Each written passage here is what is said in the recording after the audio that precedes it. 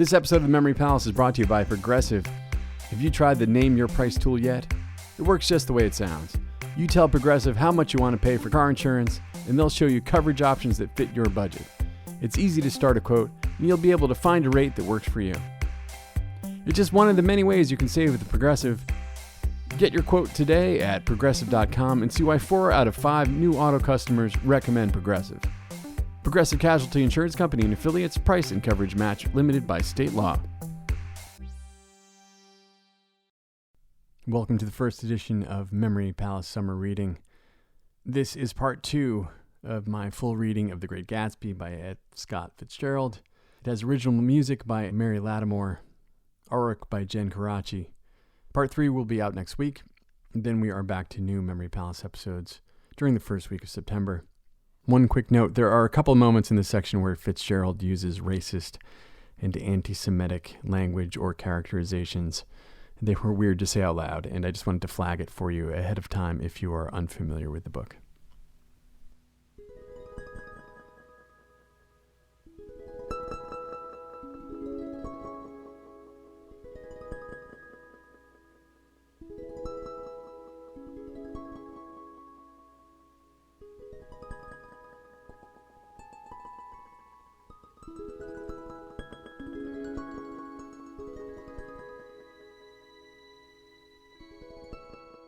Chapter 4. On Sunday morning, while church bells rang in the villages along shore, the world and its mistress returned to Gatsby's house and twinkled hilariously on its lawn. "He's a bootlegger," said the young ladies, moving somewhere between his cocktails and his flowers. "One time he killed a man who had found out that he was the nephew to von Hindenburg and second cousin to the devil. Reach me a rose, honey, and pour me a last drop into that there crystal glass." Once I wrote down on the empty spaces of a timetable the names of those who came to Gatsby's house that summer. It is an old timetable now, disintegrating at its folds and headed, "This schedule in effect July 5th, 1922. But I can still read the gray names, and they will give you a better impression than my generalities of those who accepted Gatsby's hospitality and paid him the subtle tribute of knowing nothing whatever about him. From East Egg, then, came the Chester Beckers and the Leaches, and a man named Bunsen, whom I knew at Yale, and Dr. Webster Civet, who was drowned last summer up in Maine, and the Hornbeams and the Willie Voltaires, and a whole clan named Blackbuck, who always gathered in a corner and flipped up their noses like goats at whosoever came near, and the Ismays and the Christies, or rather Hubert Auerbach and Mr. Christie's wife, and Edgar Beaver, whose hair, they say, turned cotton white one winter afternoon for no good reason at all. Clarence Endive was from East Egg, as I remember. He came only once in white knickerbockers and had a fight with a bum named Eddie in the garden. From farther out on the island came the Cheadles and the O.R.P. Schraders and the Stonewall Jackson Abrams of Georgia and the Fishguards and the Ripley Snells. Snell was there 3 days before he went to the penitentiary, so drunk out on the gravel drive that Mrs. Ulysses Sweat's automobile ran over his right hand. The Danceys came too, and S.P. Whitebait, who was well over 60, and Morris A. Flink and the Hammerheads and Beluga, the tobacco importer, and Beluga's girls. From West Egg came the Poles and the Mulreadys and Cecil Roebuck and Cecil Shern and Gulick, the state senator, and Newton Orchid, who controlled films par excellence, and Eckhouse and Clyde Cohen and Don S. Schwartz, the son, and Arthur McCarty, all connected with the movies in one way or another, and the Catlips and the Bembergs and G. Earl Muldoon, brother to that Muldoon who afterwards strangled his wife. DeFontano, the promoter, came there, and Ed Legros and James B. Rotgut Ferret, and the De Jongs and Ernest Lilly. They came to gamble, and when Ferret wandered into the garden, it meant he was cleaned out, and Associated Traction would have to fluctuate profitably next day.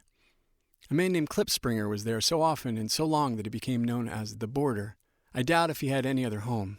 Of the theatrical people, there was Gus Ways and Horace O'Donovan and Lester Meyer and George Duckweed and Francis Bull. Also from New York were the Chromes and the Backhysons and the Denekers and Russell Betty and the Corrigans and the Kelleher's and the Dewars and the Scullys and S.W. Belcher and the Smirks and the Young Quinns, divorced now, and Henry L. Palmetto, who killed himself by jumping in front of a subway train in Times Square. Benny McClenahan always arrived with 4 girls. They were never quite the same ones in physical person, but they were so identical one with another that it inevitably seemed that they had been there before. I have forgotten their names. Jacqueline, I think, or else Consuela, or Gloria, or Judy, or June.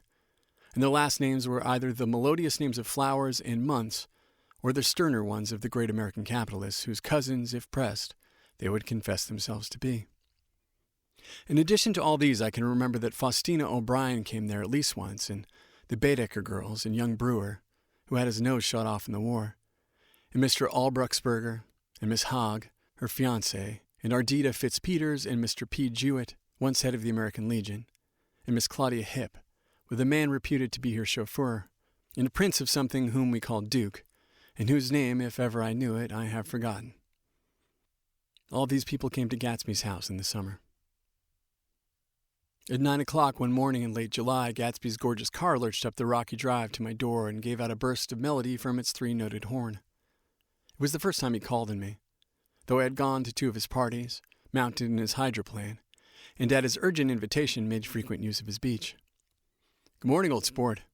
You're having lunch with me today, and I thought we'd ride up together." He was balancing himself on the dashboard of his car with that resourcefulness of movement that is so peculiarly American, that comes, I suppose, with the absence of lifting work or rigid sitting in youth, and even more with the formless grace of our nervous, sporadic games. This quality was continually breaking through his punctilious manner and the shape of his restlessness. He was never quite still. There was always a tapping foot somewhere, or the impatient opening and closing of a hand. He saw me looking with admiration at his car. "It's pretty, isn't it, old sport?"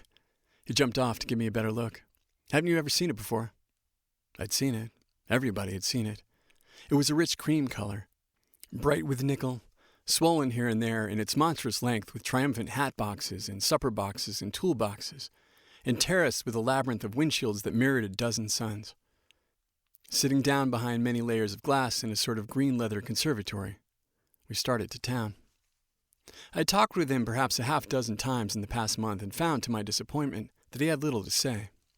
So my first impression that he was a person of some undefined consequence had gradually faded, and he had become simply the proprietor of an elaborate roadhouse next door.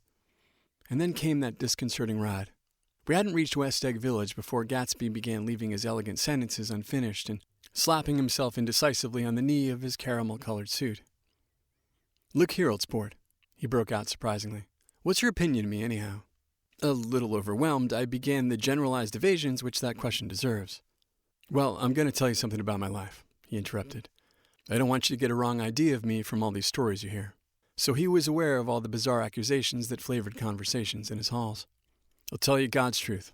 His right hand suddenly ordered divine retribution to stand by. "I am the son of some wealthy people in the Middle West, all dead now. I was brought up in America but educated at Oxford, because all my ancestors have been educated there for many years. It is a family tradition." He looked at me sideways, and I knew why Jordan Baker had believed he was lying.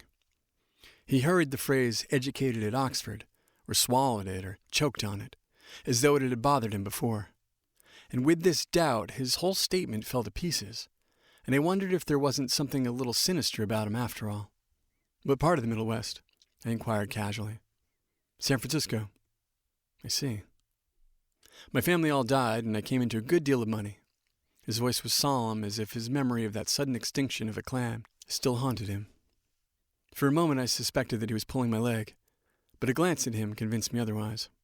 "After that I lived like a young Rajah in the capitals of Europe, Paris, Venice, Rome, collecting jewels, chiefly rubies, hunting big game, painting a little, things for myself only, and trying to forget something very sad that happened to me long ago." With an effort I managed to restrain my incredulous laughter.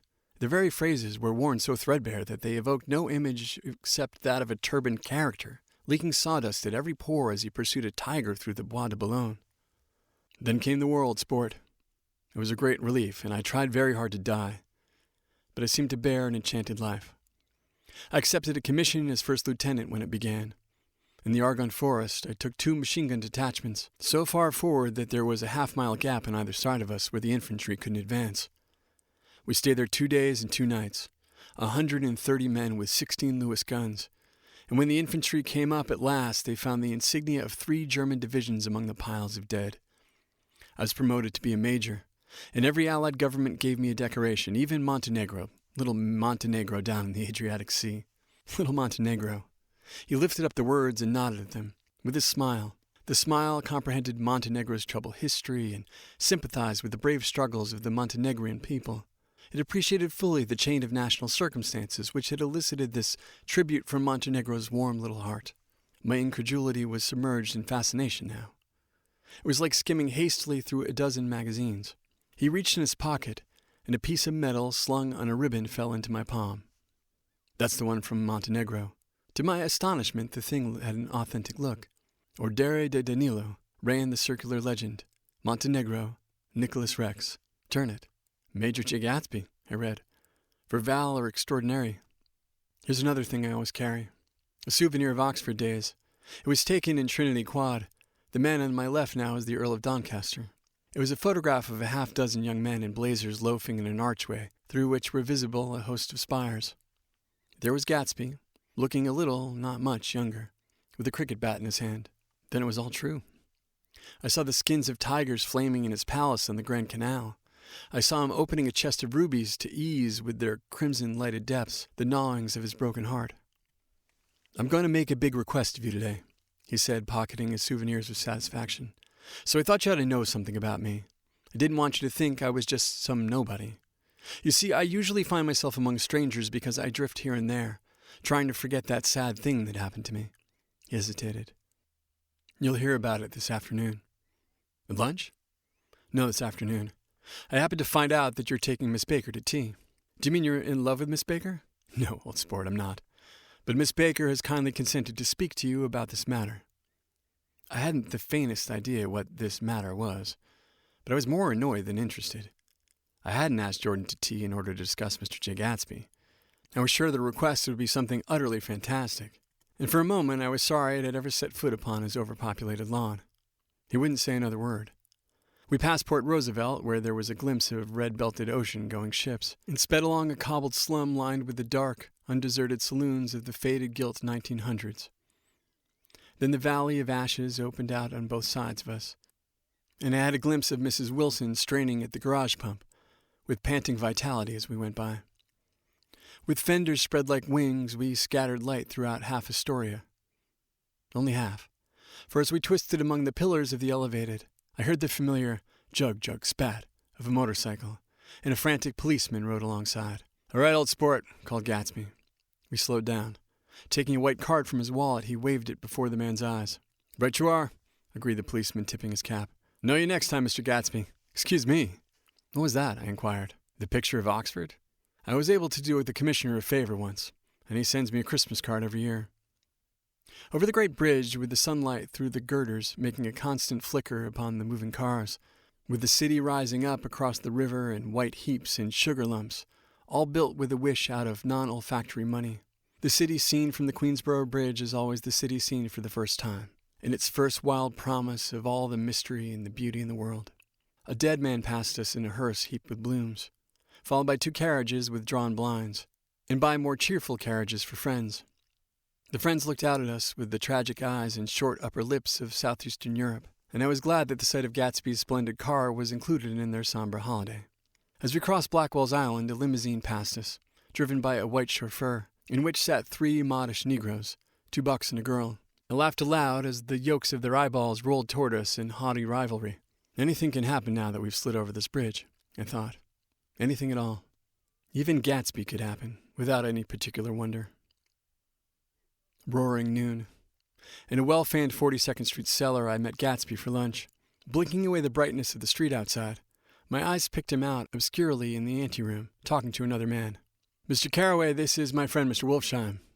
A small, flat-nosed Jew raised his large head and regarded me with 2 fine growths of hair, which luxuriated in either nostril. After a moment, I discovered his tiny eyes in the half-darkness. "So we took one look at him," said Mr. Wolfsheim, shaking my hand earnestly. "And what do you think I did?" "What?" I inquired politely. But evidently he was not addressing me, for he dropped my hand and covered Gatsby with his expressive nose. I handed the money to Catspaw, and I said, "All right, Catspaw, don't pay him a penny till he's shut his mouth." He shut it then and there. Gatsby took an arm of each of us and moved forward into the restaurant, whereupon Mr. Wolfsheim swallowed a new sentence he was starting and lapsed into a somnambulant abstraction. "Highballs?" asked the head waiter. "This is a nice restaurant here," said Mr. Wolfsheim, looking at the Presbyterian nymphs on the ceiling. "But I like across the street better." "Yes, highballs," agreed Gatsby. And then to Mr. Wolfsheim, "It's too hot over there." Hot and small, yes, said Mr. Wolfsheim, but full of memories. What place is that? I asked. The old Metropole, said Gatsby. The old Metropole, brooded Mr. Wolfsheim gloomily. Filled with faces dead and gone. Filled with friends gone now forever. I can't forget, so long as I live, the night that they shot Rosie Rosenthal there. There was 6 of us at the table, and Rosie had eat and drunk a lot that evening. When it was almost morning, the waiter came up to him with a funny look and says, "Somebody wants to speak to him outside." "All right," says Rosie, and begins to get up, and I pulled him down in his chair. "Let the bastards come in here if they want you, Rosie. But don't you, so help me, move outside this room." It was 4 o'clock in the morning, and if we'd raised the blinds, we'd have seen daylight. "Did he go?" I asked innocently. "Surely he went." Mr. Wolfsheim's nose flashed at me indignantly. He turned around in the door and it says, "Don't let the waiter take my coffee."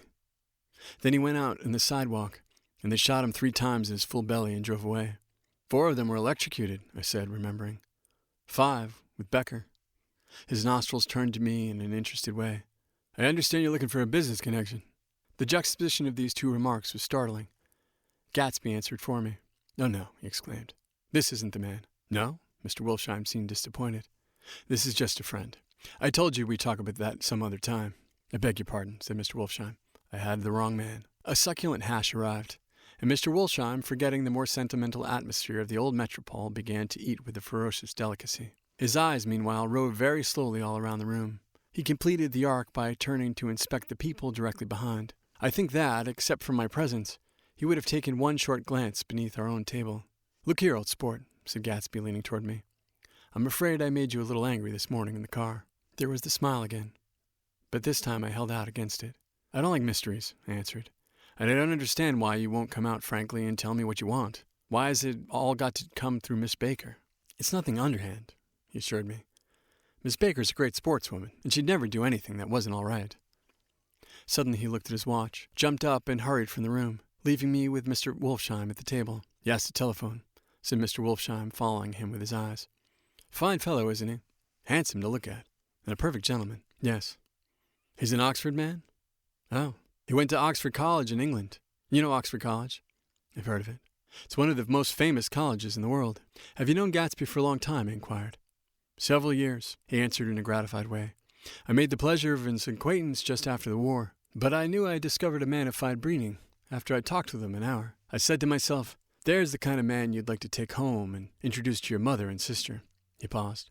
"I see you're looking at my cuff buttons." I hadn't been looking at them, but I did now. "They are composed of oddly familiar pieces of ivory. Finest specimens of human molars," he informed me. "Well," I inspected them. "It's a very interesting idea." "Yeah." He flipped his sleeves up under his coat. "Yeah, Gatsby's very careful about women. He would never so much as look at a friend's wife." When the subject of this instinctive trust returned to the table and sat down, Mr. Wolfsheim drank his coffee with a jerk and got to his feet. "I've enjoyed my lunch," he said, "and I'm going to run off from you 2 young men before I outstay my welcome." "Don't hurry, Meyer," said Gatsby without enthusiasm.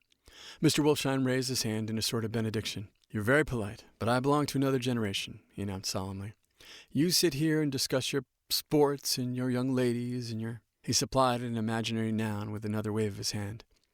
"As for me, I am 50 years old, and I won't impose myself on you any longer." As he shook hands and turned away, his tragic nose was trembling. I wondered if anything I had said had offended him. "He becomes very sentimental sometimes," explained Gatsby. "This is one of his sentimental days. He's quite a character around New York, a denizen of Broadway." "Who is he, anyhow? An actor?" "No." "A dentist?" "Meyer Wolfsheim?" "No. He's a gambler." Gatsby hesitated, then added coolly, "He's the man who fixed the World Series back in 1919. "Fixed the World Series?" I repeated. The idea staggered me. I remembered, of course, that the World Series had been fixed in 1919. But if I had thought of it at all, I would have thought it as the thing that merely happened, the end of some inevitable chain. It never occurred to me that one man could start to play with the faith of 50 million people, with the single-mindedness of a burglar blowing a safe. "How did he happen to do that?" I asked after a minute. "He just saw an opportunity." "Why isn't he in jail?" "They can't get him, old sport. He's a smart man." I insisted on paying the check. As the waiter brought the change, I caught sight of Tom Buchanan across the crowded room. "Come along with me for a minute," I said. "I've got to say hello to someone." When he saw us, Tom jumped up and took 6 steps in our direction. "Where have you been?" he demanded eagerly. "Daisy's furious because you haven't called up. This is Mr. Gatsby, Mr. Buchanan." They shook hands briefly, and a strained, unfamiliar look of embarrassment came over Gatsby's face. "How've you been anyhow?" demanded Tom of me. "How'd you happen to come up this far to eat?" "I've been having lunch with Mr. Gatsby." I turned toward Mr. Gatsby, but he was no longer there. "One October day in 1917, said Jordan Baker that afternoon, sitting up very straight in a straight chair in the tea garden at the Plaza Hotel. "I was walking along from one place to another, half on the sidewalks and half on the lawns. I was happier on the lawns because I had shoes from England with rubber knobs on one of the soles that bit into the soft ground. I had on a new plaid skirt also that blew a little in the wind. And whenever this happened, the red, white, and blue banners in front of all the houses stretched out and said, 'Tut, tut, tut,' in a disapproving way. The largest of the banners and the largest of the lawns belonged to Daisy Fay's house. She was just 18, 2 years older than me, and by far the most popular of all the young girls in Louisville. She dressed in white, and she had this little white roadster, and all day long the telephone rang in her house, and incited young officers from Camp Taylor demanded the privilege of monopolizing her that night. Anyways, for an hour. When I came opposite her house that morning, her white roadster was beside the curb, and she was sitting in it with a lieutenant I had never seen before. They were so engrossed in each other that she didn't see me until I was 5 feet away. 'Hello, Jordan,' she called unexpectedly. 'Please come here.' I was flattered that she wanted to speak to me because of all of the older girls I admired her the most. She asked me if I was going to the Red Cross and make bandages. I was. Well then, would I tell them that she couldn't come that day? The officer looked at Daisy while she was speaking in a way that every young girl wants to be looked at sometime. Because it seemed romantic to me, I have remembered the incident ever since. His name was Jay Gatsby, and I didn't lay eyes on him again for over 4 years. Even after I'd met him on Long Island, I didn't realize it was the same man. That was 1917. But the next year I had a few beaux myself, and I began to play in tournaments, so I didn't see Daisy very often. She went with a slightly older crowd when she went out with anyone at all. Wild rumors were circulating about her, how her mother had found her packing her bag one winter night to go to New York and say goodbye to a soldier who was going overseas. She was eventually prevented, but she wasn't on speaking terms with her family for several weeks. After that, she didn't play around with the soldiers anymore, but only with a few flat-footed, short-sighted young men in town who couldn't get into the army at all. By the next autumn, she was gay again, gay as ever. She had a debut after the armistice, and in February she was presumably engaged to a man from New Orleans. In June, she married Tom Buchanan of Chicago with more pomp and circumstance than Louisville ever knew before. He came down with 100 people in 4 private cars and hired a whole floor of the Seelbach Hotel. And then the day before the wedding, he gave her a string of pearls valued at $350,000. I was a bridesmaid. I came into her room a half an hour before the bridal dinner and found her lying on her bed as lovely as the June night in her flowered dress, and drunk as a monkey. She had a bottle of Sauterne in one hand and a letter in the other. "Congratulate me," she muttered. "Never had a drink before, but oh, how I do enjoy it." "What's the matter, Daisy?" I was scared, I can tell you. I'd never seen a girl like that before. "Here, dears." She groped around in a wastebasket she had with her on the bed and pulled out a string of pearls. "Take 'em downstairs and give 'em back to whoever they belong to. Tell 'em all Daisy's changed your mind. Say Daisy's changed your mind." She began to cry. She cried and cried. I rushed out and found her mother's maid, and we locked the door and got her into a cold bath. She wouldn't let go of the letter. She took it into the tub with her and squeezed it up into a wet ball and only let me leave it in the soap dish when we saw that it was coming to pieces like snow. But she didn't say another word. We gave her spirits of ammonia and put ice on her forehead and hooked her back into her dress, and half an hour later, when we walked out of the room, the pearls were hanging around her neck and the incident was over. Next day at 5 o'clock, she married Tom Buchanan without so much as a shiver and started off on a 3-month road trip to the South Seas. I saw them in Santa Barbara when they came back, and I thought I'd never seen a girl so mad about her husband. If he left the room for a minute, she'd look around uneasily and say, "Where's Tom gone?" and wear the most abstracted expression until she saw him coming in the door. She used to sit on the sand with his head in her lap by the hour, rubbing her fingers over his eyes and looking at him with unfathomable delight. It was touching to see them together. It made you laugh in a hushed, fascinated way. That was in August. A week after I left Santa Barbara, Tom ran into a wagon on the Ventura Road one night and ripped a front wheel off his car. The girl who was with him got into the papers too because her arm was broken. She was one of the chambermaids in the Santa Barbara Hotel. The next April, Daisy had her little girl and they went to France for a year. I saw them one spring in Cannes and later in Deauville. Then they came back to Chicago to settle down. Daisy was popular in Chicago, as you know. They moved with a fast crowd, all of them young and rich and wild, but she came out with an absolutely perfect reputation. Perhaps because she doesn't drink. It's a great advantage not to drink among hard-drinking people. You can hold your tongue, and moreover, you can time any irregularity of your own so that everybody else is so blind they don't see or care. Perhaps Daisy never went in for a more at all. And that there's something in that voice of hers. Well, about 6 weeks ago, she heard the name Gatsby for the first time in years. It was when I asked you, do you remember, if you knew Gatsby in West Egg?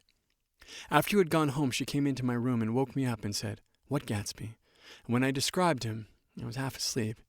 She said in the strangest voice that it must be the man she used to know. It wasn't until then that I connected this Gatsby with the officer in her white car. When Jordan Baker had finished telling all this, we had left the plaza for half an hour and were driving in a Victoria through Central Park. The sun had gone down behind the tall apartments of the movie stars in the West 50s, and the clear voices of children already gathered like crickets on the grass rose through the hot twilight. "I'm the Sheik of Araby, your love belongs to me. At night when you're asleep, into your tent I'll creep." It was a strange coincidence, I said. But it wasn't a coincidence at all. Why not? Gatsby bought that house so that Daisy would be just across the bay.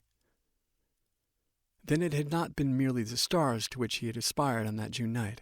He came alive to me, delivered suddenly from the womb of his purposeless splendor. "He wants to know," continued Daisy, "if you'll invite Daisy to your house some afternoon, and then let him come over." The modesty of the demand shook me. He had waited 5 years, and bought a mansion where he dispensed starlight to casual moths, so that he could come over some afternoon to a stranger's garden. Did I have to know all this before he could ask such a little thing? He's afraid.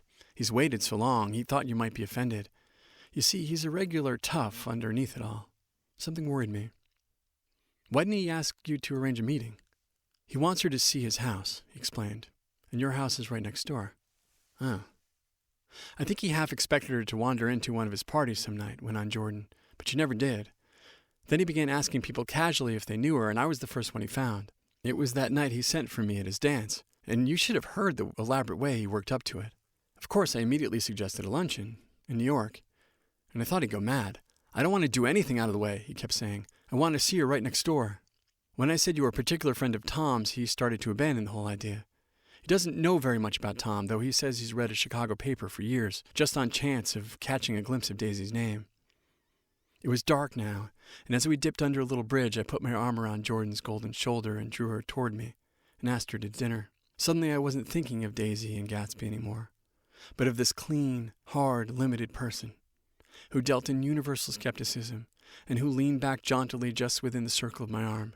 A phrase began to beat in my ears with a sort of heady excitement. "There are only the pursued, the pursuing, the busy, and the tired." "And Daisy ought to have something in her life," murmured Jordan to me. "Does she want to see Gatsby?" "She's not to know about it. Gatsby doesn't want her to know. You're just supposed to invite her to tea." We passed a barrier of dark trees, and then the facade of 59th Street. A block of delicate pale light beamed down into the park. Unlike Gatsby and Tom Buchanan, I had no girl whose disembodied face floated along the dark cornices and blinding signs. And so I drew up the girl beside me, tightening my arms. Her wan, scornful mouth smiled. And so I drew her up again closer, this time to my face.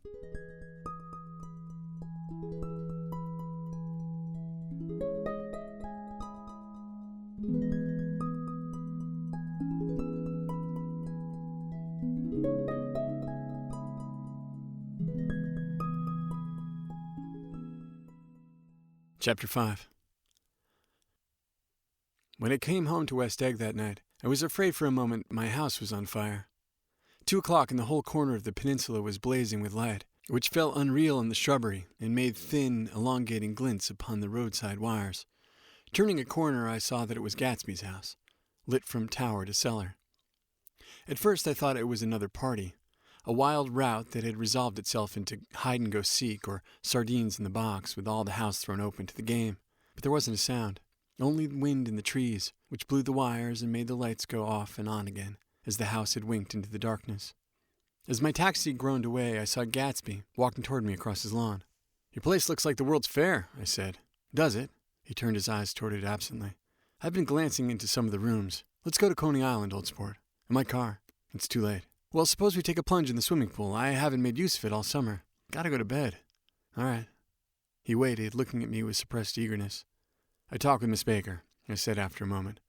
I'm going to call up Daisy tomorrow and invite her over here to tea. Oh, that's all right, he said carelessly. I don't want to put you in any trouble. What day would suit you? What day would suit you? He corrected me quickly. I don't want to put you in any trouble, you see. How about the day after tomorrow? He considered for a moment. Then, with reluctance, I want to get the grass cut. We both looked at the grass. There was a sharp line where my ragged lawn ended and the darker, well-kept expanse of his began. I suspected he meant my grass. There's another little thing, he said uncertainly, and hesitated. Would you rather put it off a few days? I asked. Oh, it isn't about that, at least. He fumbled with a series of beginnings. Why, I thought, look here, old sport. You don't make much money, do you? Not very much. This seemed to reassure him, and he continued more confidently. I thought you didn't, if you'll pardon my... You see, I carry on a little business on the side, a sort of sideline, you understand. And I thought that if you don't make very much... You're selling bonds, aren't you, old sport? Trying to. Well, this would interest you. It wouldn't take up much of your time, and you might pick up a nice little bit of money. It happens to be a rather confidential sort of thing. I realize now that under different circumstances, that conversation might have been one of the crises of my life. But because the offer was obviously and tactlessly for a service to be rendered, I had no choice except to cut him off there. I've got my hands full, I said. I'm much obliged, but I couldn't take on any more work. You wouldn't have to do any business with Wolfsheim. Evidently, he thought that I was shying away from the connection mentioned at lunch, but I assured him he was wrong. He waited a moment longer, hoping I'd begin a conversation, but I was too absorbed to be responsive, so he went unwillingly home. The evening had me light-headed and happy. I think I walked into a deep sleep as I entered my front door, so don't know whether or not Gatsby went to Coney Island, or for how many hours he glanced into rooms while his house blazed gaudily on. I called up Daisy from the office next morning and invited her to come to tea. Don't bring Tom, I warned her. What? Don't bring Tom. Who was Tom? She asked innocently. The day agreed upon was pouring rain. At 11 o'clock, a man in a raincoat, dragging a lawnmower, tapped at my front door and said that Mr. Gatsby had sent him over to cut my grass. This reminded me that I had forgotten to tell my Finn to come back, so I drove into West Egg Village to search for her among the soggy whitewashed alleys and to buy some cups and lemons and flowers. The flowers were unnecessary, for at 2 o'clock a greenhouse arrived from Gatsby's, with innumerable receptacles to contain it. An hour later, the front door opened nervously, and Gatsby, in a white flannel suit, silver shirt, and gold-colored tie, hurried in. He was pale, and there were dark signs of sleeplessness beneath his eyes. Is everything all right? He asked immediately. The grass looks fine, if that's what you mean. What grass? He inquired blankly. Oh, the grass in the yard. He looked out the window at it, but judging from his expression, I don't believe he saw a thing. Looks very good, he remarked vaguely. One of the papers said they thought the rain would stop about 4. I think it was the Journal. Have you got everything you need in the shape of tea? I took him into the pantry, where he looked a little reproachfully at the Finn. Together we scrutinized the 12 lemon cakes from the delicatessen shop. Will they do? I asked. Of course, they're fine, he added hollowly. Old sport. The rain cooled, about 3:30, to a damp mist, through which occasional thin drops swam like dew. Gatsby looked with vacant eyes through a copy of Clay's Economics, starting at the finished tread that shook the kitchen floor, and peering toward the bleared windows from time to time as if a series of invisible but alarming happenings were taking place outside. He finally got up and informed me in an uncertain voice that he was going home. What's that? Nobody's coming to tea. It's too late. He looked at his watch as if there was some pressing demand on his time elsewhere. I can't wait all day. Don't be silly. It's just 2 minutes to 4. He sat down miserably as if I had pushed him, and simultaneously there was the sound of a motor turning into my lane. We both jumped up, and, a little harrowed myself, I went out into the yard.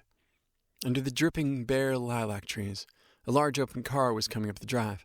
It stopped. Daisy's face, tipped sideways beneath the 3-cornered lavender hat, looked out at me with a bright, ecstatic smile. Is this absolutely where you live, my dearest one? The exhilarating ripple of her voice was a wild tonic in the rain.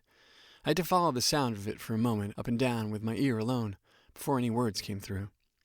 A damp streak of hair lay like a dash of blue paint across her cheek, and her hand was wet with glistening drops as I took it to help her from the car. Are you in love with me? she said low in my ear. Why did I have to come alone? That's the secret of Castle Rackrent.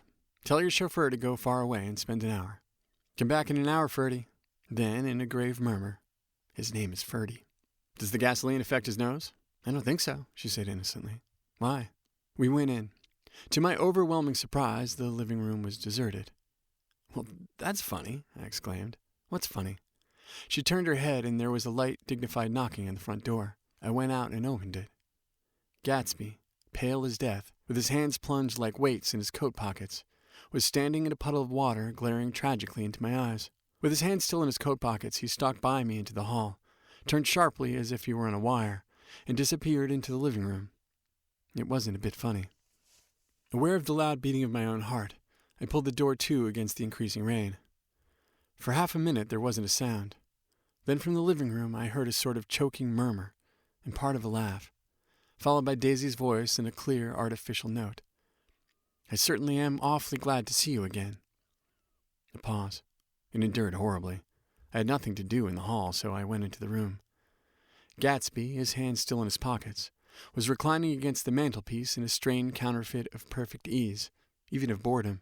His head leaned back so far that it rested against the face of a defunct mantelpiece clock, and from this position his distraught eyes stared down at Daisy, who was sitting, frightened but graceful, on the edge of his stiff chair. We've met before, muttered Gatsby. His eyes glanced momentarily at me, and his lips parted with an abortive attempt at a laugh. Luckily, the clock took this moment to tilt dangerously at the pressure of his head, whereupon he turned and caught it with trembling fingers and set it back in place. Then he sat down rigidly, his elbows on the arm of a sofa and his chin in his hand. I'm sorry about the clock, he said. My own face now assumed a deep tropical burn. I couldn't muster up a single commonplace out of the thousands in my head. It's an old clock, I told them idiotically. I think we all believed for a moment that it had smashed to pieces on the floor. We haven't met for many years, said Daisy, her voice as matter-of-fact as it could ever be. 5 years next November. The automatic quality of Gatsby's answer set us all aback, at least another minute. I had them both on their feet with the desperate suggestion that they help me make tea in the kitchen, when the demoniac Finn brought it on the tray. Amid the welcome confusion of cups and cakes, a certain physical decency established itself. Gatsby got himself into a shadow, and while Daisy and I talked, looked conscientiously from one to another of us with tense, unhappy eyes. However, his calmness wasn't an end in itself. I made an excuse at the first possible moment and got to my feet. Where are you going? Demanded Gatsby in immediate alarm. I'll be back. I've got to speak to you about something before you go. He followed me wildly into the kitchen, closed the door, and whispered, Oh, God, in a miserable way. What's the matter? This is a terrible mistake, he said, shaking his head from side to side. A terrible, terrible mistake. You're just embarrassed, that's all. And luckily, I added, Daisy's embarrassed too. She's embarrassed, he repeated incredulously. Just as much as you are. Don't talk so loud. You're acting like a little boy, I broke out impatiently. Not only that, but you're rude. Daisy's sitting there all alone. He raised his hand to stop my words, looked at me with unforgettable reproach, and opening the door cautiously, went back into the other room. I walked out the back way, just as Gatsby had when he made his nervous circuit of the house half an hour before, and ran for a huge black knotted tree, whose massed leaves made of fabric against the rain. Once more it was pouring, and my irregular lawn, well shaved by Gatsby's gardener, abounded in small muddy swamps and prehistoric marshes. There was nothing to look at from under the tree, except Gatsby's enormous house, so I stared at it like Kant at his church steeple for half an hour. A brewer had built it in the early period craze, a decade before, and there was a story that he'd agreed to pay 5 years' taxes on all the neighboring cottages if the owners would have their roofs thatched with straw. Perhaps their refusal took the heart out of his plan to found a family. He went into an immediate decline. His children sold his house with the black wreath still on the door. Americans, while occasionally willing to be serfs, have always been obstinate about being peasantry. After half an hour, the sun shone again, and the grocer's automobile rounded Gatsby's drive with the raw material for his servant's dinner. I felt sure he would need a spoonful. A maid began opening the upper windows of his house, appeared momentarily in each, and, leaning from a central bay, spat meditatively into the garden. It was time I went back. While the rain continued, it had seemed like the murmur of their voices, rising and swelling a little now and then, with gusts of emotion. But in the new silence, I felt that silence had fallen within the house too.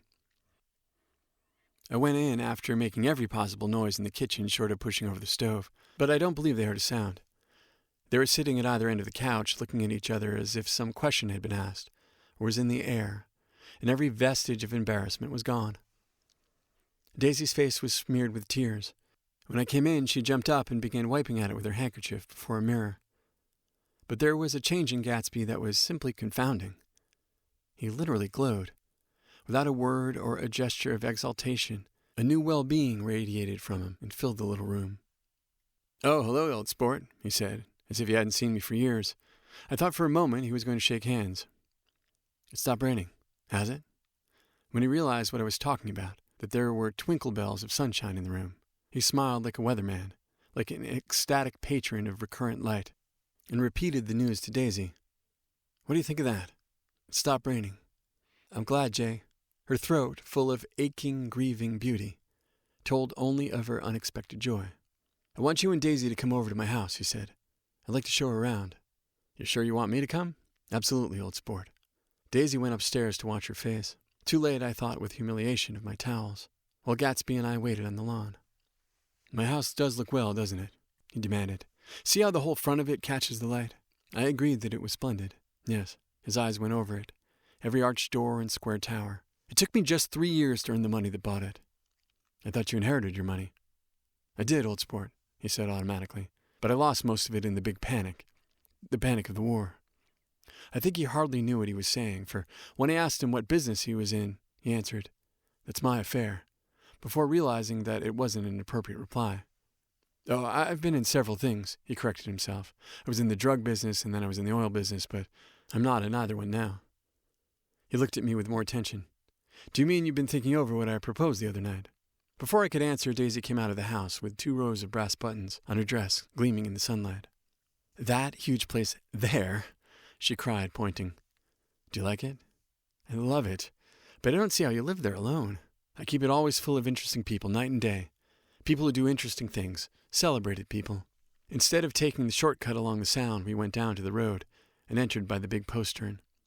With enchanting murmurs, Daisy admired this aspect or that of the feudal silhouette against the sky, admired the gardens, the sparkling odor of jonquils and the frothy odor of hawthorn and plum blossoms and the pale gold odor of kiss me at the gate.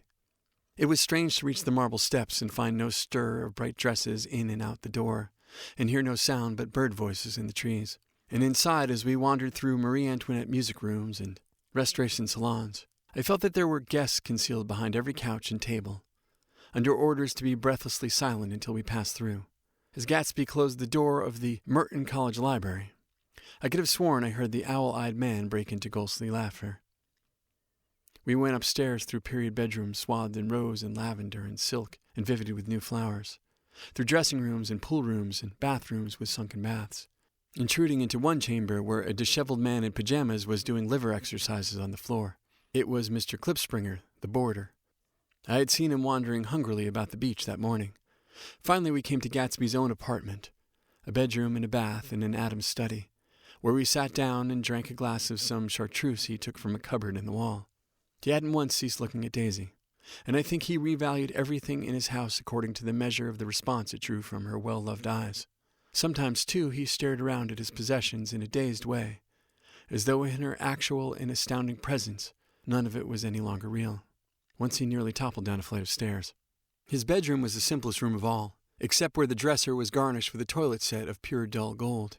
Daisy took the brush with delight and smoothed her hair, whereupon Gatsby sat down and shaded his eyes and began to laugh. "It's the funniest thing, old sport," he said hilariously. "I can't. When I try to—" He had passed visibly through 2 states and was entering upon a third. After his embarrassment and his unreasoning joy, he was consumed with wonder at her presence. He had been full of the idea so long, dreamed it right through to the end, waited with his teeth set, so to speak, at an inconceivable pitch of intensity. Now, in the reaction, he was running down like an overwound clock. Recovering himself in a minute, he opened for us 2 hulking patent cabinets, which held his massed suits and dressing gowns and ties, and his shirts piled like bricks in stacks a dozen high. "I've got a man in England who buys my clothes. He sends over a selection of things at the beginnings of each season, spring and fall." He took out a pile of shirts and began throwing them one by one before us. Shirts of sheer linen and thick silk and fine flannel, which lost their folds as they fell and covered the table in many-colored disarray. While we admired, he brought more, and the soft, rich heaps mounted higher. Shirts with stripes and scrolls and plaids and coral and apple green and lavender and faint orange with monograms of Indian blue. Suddenly, with a strained sound, Daisy bent her head into the shirts and began to cry stormily. "They're such beautiful shirts," she sobbed, her voice muffled in thick folds. "It makes me sad because I have never seen such beautiful shirts before." After the house, we were to see the grounds and the swimming pool, and the hydroplane and the midsummer flowers. But outside Gatsby's window it began to rain again, so we stood in a row looking at the corrugated surface of the Sound. "If it wasn't for the mist, we could see your home across the bay," said Gatsby. "You always have a green light that burns all night at the end of the dock." Daisy put her arm through his abruptly, but he seemed absorbed in what he had just said. Possibly it had occurred to him that the colossal significance of that light had now vanished forever. Compared to the great distance that had separated him from Daisy, it had seemed very near to her, almost touching her. It had seemed as close as a star to the moon. Now it was again a green light on a dock. His count of enchanted objects had diminished by one. He began to walk around the room, examining various indefinite objects in the half-darkness. A large photograph of an elderly man in yachting costume attracted me, hung on the wall over his desk. "Who's this? Dad?" "That's Mr. Dan Cody, old sport." The name sounded faintly familiar. "He's dead now. He used to be my best friend years ago." There was a small picture of Gatsby, also in yachting costume, on the bureau. Gatsby with his head thrown back defiantly, taking apparently when he was about 18. "I adore it," exclaimed Daisy. "The pompadour! You never told me you had a pompadour, or a yacht." "Look at this," said Gatsby quickly. "Here's a lot of clippings about you." They stood side by side examining it. I was going to ask to see the rubies when the phone rang, and Gatsby took up the receiver. "Yes." "Well, I can't talk now." "I can't talk now, old sport." "I said a small town. He must know what a small town is." "Well, he's no use to us if Detroit is his idea of a small town." He rang off. "Come here, quick!" cried Daisy at the window. The rain was still falling, but the darkness had parted in the west, and there was a pink and golden billow of foamy clouds above the sea. "Look at that," she whispered. And then after a moment, "I'd like to just get one of those pink clouds and put you in it and push you around." I tried to go then, but they wouldn't hear of it. Perhaps my presence made them feel more satisfactorily alone. "I know what we'll do," said Gatsby. "We'll have Klipspringer play the piano." He went out of the room calling, "Ewing!" and returned in a few minutes accompanied by an embarrassed, slightly worn young man with shell-rimmed glasses and scanty blonde hair. He was now decently clothed in a sport shirt open at the neck, sneakers, and duck trousers of a nebulous hue. "Did we interrupt your exercises?" inquired Daisy politely. "I was asleep," cried Mr. Klipspringer in a spasm of embarrassment. "That is, I'd been asleep, then I got up." "Klipspringer plays the piano," said Gatsby, cutting him off. "Don't you, Ewing, old sport?" "I don't play well. I hardly play at all. I'm all out of "We'll go downstairs," interrupted Gatsby. He flipped a switch. The gray windows disappeared as the house glowed full of light. In the music room, Gatsby turned on a solitary lamp beside the piano. He lit Daisy's cigarette from a trembling match and sat down with her on a couch far across the room, where there was no light save what the gleaming floor bounced in from the hall. When Klipspringer had played The Love Nest, he turned around on the beach and searched unhappily for Gatsby in the gloom. "I'm all out of practice, you see. I told you I couldn't play. I'm all out of practice." "Don't talk too much, old sport," commanded Gatsby. "Play." "In the morning, in the evening, ain't we got fun?" Outside, the wind was loud, and there was a faint flow of thunder along the Sound. All the lights were going on in West Egg now. The electric trains, men carrying, were plunging home through the rain from New York. It was the hour of a profound human change, and excitement was generating on the air. One thing's sure and nothing sure. The rich get richer and the poor get children. In the meantime, in between time. As I went over to say goodbye, I saw that the expression of bewilderment had come back into Gatsby's face, as though a faint doubt had occurred to him as to the quality of his present happiness. Almost 5 years. There must have been moments, even that afternoon, when Daisy tumbled short of his dreams, not through her own fault, but because of the colossal vitality of his illusion. It had gone beyond her, beyond everything. He had thrown himself into it with a creative passion, adding to it all the time, decking it out with every bright feather that drifted his way. No amount of fire or freshness can challenge what a man will store up in his ghostly heart. As I watched him, he adjusted himself a little, visibly. His hand took hold of hers, and as she said something low in his ear, he turned toward her with a rush of emotion. I think that voice held him most, with its fluctuating feverish warmth, because it couldn't be overdreamed. That voice was a deathless song. They had forgotten me, but Daisy glanced up and held out her hand. Gatsby didn't know me at all. I looked once more at them, and they looked back at me, remotely possessed by intense life. Then I went out of the room and down the marble steps into the rain, leaving them there together.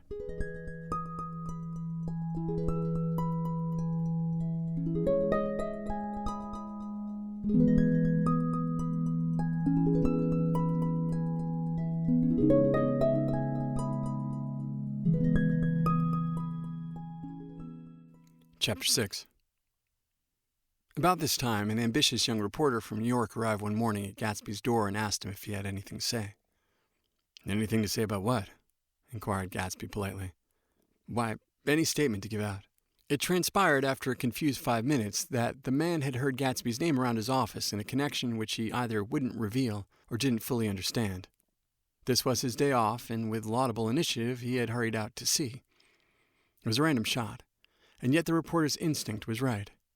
Gatsby's notoriety, spread about by the hundreds who had accepted his hospitality, and so become authorities upon his past, had increased all summer, until he fell just short of being news. Contemporary legends, such as the underground pipeline to Canada, attached themselves to him, and there was one persistent story that he didn't live in a house at all, but in a boat that looked like a house, and it moved secretly up and down the Long Island shore. Just why these inventions were a source of